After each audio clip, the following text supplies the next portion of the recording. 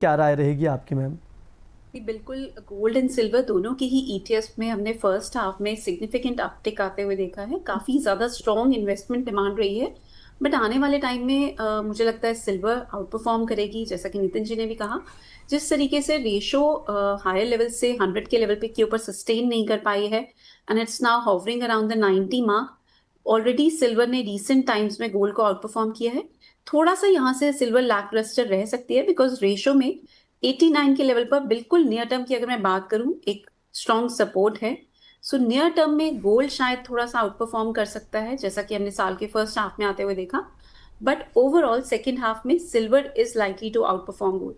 जो लोग गोल्ड की रैली को मिस कर गए बिकॉज ऑलरेडी गोल्ड ने स्ट्रॉन्ग रिटर्न्स दिए, वो लोग अब सिल्वर में इन्वेस्टमेंट कर रहे हैं। और इस साल हमने सिल्वर में की ईटीएफ में काफी स्ट्रॉन्ग इन्फ्लोज आते हुए देखे हैं।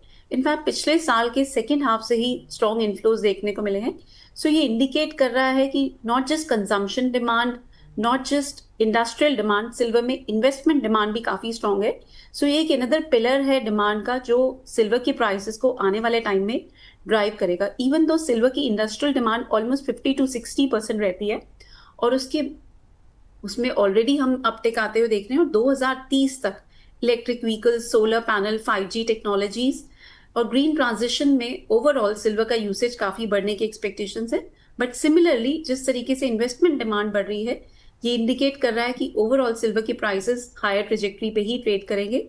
और इस साल के एंड तक 1,15,000 to 1,25,000 ये हमारे ओवरऑल टारगेट्स रहेंगे।